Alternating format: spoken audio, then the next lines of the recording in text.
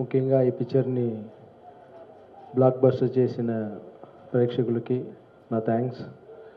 ఎందుకంటే ఒక్కొక్కసారి మనం పిక్చర్ చేసేప్పుడు ఈ ఈ పిక్చర్ మీరు ఒక్కసారి రెండుసార్లు చూసి ఉంటారు, నేను 100 సార్లు చూసి ఉంటాను. ఎందుకంటే మీకు నచ్చుద్దా లేదా నా భయంతో ఈ సీన్ వాళ్ళకి నచ్చుద్దా, లేదు బోర్ కొడుతుందా, లేదు క్లాప్స్ కొడతారా, లేదు మీకు కరెక్ట్గా 2 hours 45 minutesలో మిమ్మల్ని దృష్టి పెట్టుకుని ఒక 2 years బాగా కష్టపడాము మేము.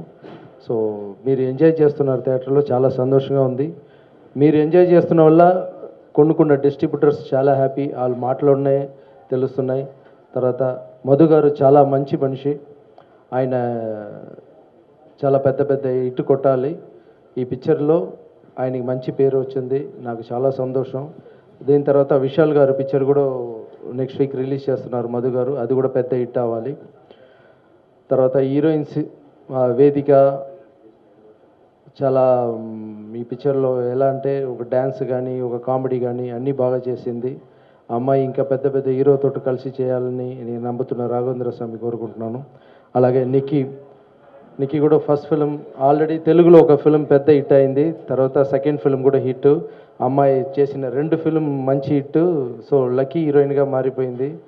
ఆ అమ్మాయి కూడా ఫ్యూచర్లో మంచి మంచి ఫిలిం పెద్ద పెద్ద హీరోతో చేయాలని నేను రాఘవేంద్ర స్వామి కోరుకుంటున్నాను. తర్వాత ఈ పిక్చర్లో చేసిన టెక్నీషియన్స్ అందరికీ తమిళ్ రీ రికార్డింగ్ చాలా బాగా చేశారు. తర్వాత డబ్బింగ్ చేసే వాళ్ళు కూడా చాలా స్ట్రైట్ ఫిల్మ్ లాగా చాలా బాగా చెప్పారు. తర్వాత మిక్సింగ్ థియేటర్లో అందరూ దీంట్లో పనిచేసిన ప్రతి వాళ్ళకి, కెమెరామ్యాన్ సర్వీస్ గారు అందరికీ నా థ్యాంక్స్ చెప్పుకుంటున్నాను. తర్వాత ఎప్పుడు మన పిక్చర్ గురించి మనం మాట్లాడుకోవటం అన్నది, గొప్పగా చెప్పుకోవటం అన్నది ఓకే.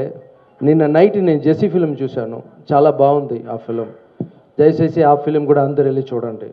ఎందుకంటే చాలా ఒక లైఫ్ని చెప్పారు. హీరో గారు కూడా బాగా చేశారు, ఆ డైరెక్టర్ చాలా సూపర్ డైరెక్ట్ చేశారు. ఈ 2 ఫిలిం బాగా ఆడాలి, బాగా మంచి పేరు తీసుకోవాలని నేను నమ్ముతున్న రాఘవేంద్ర స్వామి కోరుకుంటున్నాను. మధు గారికి ఇంకొకసారి థ్యాంక్స్ చెప్పుకుంటున్నాను. All the best sir, thank you.